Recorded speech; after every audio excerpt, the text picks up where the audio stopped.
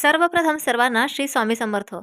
आज आहे सोमवार आणि सोमवारच्या दिवशी वर्षातली पहिलीच संकष्टी आलेली आहे आणि ह्या संकष्टीच्या दिवशी आपण गणपती बाप्पाचा उपवाससुद्धा करत असतो आणि आपल्याला हव्या असलेल्या इच्छा पूर्ण करण्यासाठी उपायसुद्धा करत असतो. तर ह्या संकष्टी चतुर्थीच्या दिवशी आपल्याला आपल्या घरातल्या बऱ्याचशा अशा कटकटी असतात बघा, इडापिडा असतात, दरिद्रता असते, अडचणी असतात, पितृदोष असतात. हे सगळं नष्ट करण्यासाठी एक उपाय करायचा आहे बघा.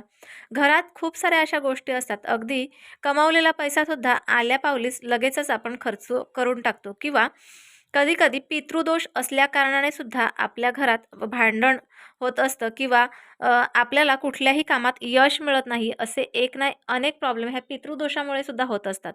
तर हे सगळं दूर राहण्यासाठी किंवा दूर आपल्या घरापासून दूर हे सगळं निघून जाण्यासाठी आपल्याला आज संकष्टीच्या दिवशी असा एक उपाय करायचा आहे, ज्या उपायाने ह्या सगळ्यांपासून आपल्याला मुक्तता मिळेल. हा उपाय तुम्ही जोपर्यंत तुम्हाला शांतता वाटत नाही घरात किंवा जोपर्यंत तुमची एखादी इच्छा पूर्ण होत नाही तोपर्यंत तुम्ही हा उपाय करू शकता. प्रत्येक संकष्टीच्या दिवशी हा संध्याकाळच्या वेळेला 6 नंतर म्हणजे प्रदोषकाळी तुम्हाला हा उपाय करायचा आहे. अगदीच तुम्ही घराबाहेर पडत असाल कामासाठी आणि घरी यायला वेळ होत असेल तर तुम्ही हा रात्री 10च्या आत उपाय करू शकता.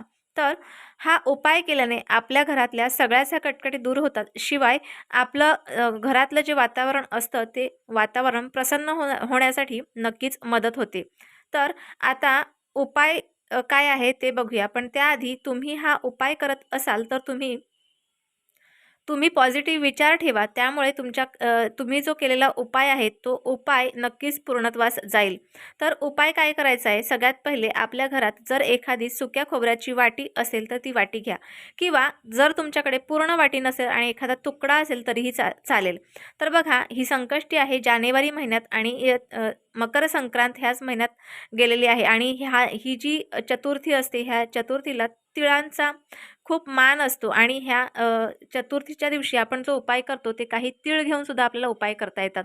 तर एक छोटासा खोबऱ्याचा तुकडा घ्या किंवा पूर्ण वाटी घ्या, त्यात थोडेसे पांढरे तीळ घाला आणि त्यानंतर त्याच्यात एक आंब्याचं लाकूड म्हणजे किंवा आंब्याची एखादी साल असेल, आंब्याच्या झाडाची साल असेल किंवा छोटंसं लाकूड असेल ते ठेवा. नसेलच तर आपल्या घरात जी आपण दालचिनी म्हणतो ती दालचिनी आपल्याला घ्यायची आहे.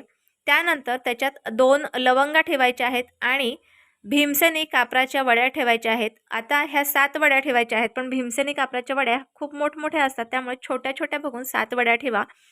आणि काय करायचं तर आपल्याला हे जे सगळं आपण एकत्र केलं हे मातीच्या भांड्यात घ्यायचं आहे. जे आपण धुपासाठी वापरतो, धूप करण्यासाठी वापरतो तेच ते मातीचं भांडं त्यात घ्यायचं आहे. पूर्ण वाटी घेतली असेल तर एखाद्या डिशमध्ये घेतली तरीही चालेल किंवा मातीच्या भांड्यातच घ्या म्हणजे गरमही होणार नाही. तर हे जे सगळं आपण वस्तू घेतलेल्या आहेत ह्या सगळ्या वस्तू आपल्याला आपल्या देव्हाऱ्यासमोर प्रज्वलित करायच्या आहेत. आणि हा ज्यावेळेला उपाय करत असाल तर तुम्ही हा उपाय कुठल्या इच्छा पूर्ण करण्यासाठी किंवा तुमच्या मार्गात आलेले संकट दूर होण्यासाठी ह्या संकष्टीच्या दिवशी तुम्ही उपाय करत असाल तर तशी तुम्ही इच्छा बोला आणि त्यानंतर हे सगळं प्रज्वलित करा. आता हे सगळं प्रज्वलित केल्याच्या नंतर आपल्या घरात जिथे जिथे आपण जिथे अडगळीच्या वस्तू ठेवलेल्या असेल किंवा जिथे आपल्याला जायला वाटत नसेल, खूप मनाला भीती वाटत असेल की आपल्याला असं वाटतं की एखाद्या ठिकाणी निगेटिव्हिटी भरपूर आहे आणि मला जायला होत नाही तिथे, तर अशा ठिकाणी सुद्धा हे जे आपण प्रज्वलित केलेलं आहे हे सगळं आपल्याला घेऊन तिथे जायचं आहे. पूर्ण घरात फिरवायचं आहे. घराच्या चारी भिंतींना हे टच करायचं आहे. त्यानंतर आपल्याला आपल्या मेन दरवाजाच्या दरवाजावरून सुद्धा हे उतरवून घ्यायचं आहे आणि त्यानंतर आपल्याला उंबरठ्याच्या सेंटरला हे जे आपण जाळलेलं आहे ते सगळं आपल्याला सेंटरला ठेवायचं आहे. पूर्ण जळेपर्यंत तिथेच ठेवा. काही वस्तू त्याच्यात जळायच्या राहतील तर त्या राहिल्या तरी चालतील, पण ते पूर्ण एकदम शांत होईपर्यंत ते तिथेच ठेवा आणि त्यानंतर जे राहिलेलं असेल ते तुम्हाला एखादा झाडाखाली टाकायचं आहे. कुणाच्याही पायाखाली येणार नाही ह्याची काळजी तुम्ही घ्यायची आहे. आणि ह्या ज्या आपण जाळलेल्या वस्तू आहेत ह्या बघा, पूर्ण निगेटिव्हिटी आपल्या घरातली निघून जाईल आणि आपल्या घरातली कटकट, इडापिडा आणि अडचणी ज्या काही असतील त्या दूर होतील आणि आपल्या ज्या मनातल्या इच्छा आहेत त्या पूर्ण होण्यासाठी नक्कीच मदत होईल. तर हा जो उपाय आहे हा तुम्हाला कसा वाटला हे तुम्ही मला कमेंट बॉक्सद्वारे जरूर कळवा. व्हिडिओ आवडल्यास लाईक, शेअर आणि सबस्क्राईब मात्र जरूर करा.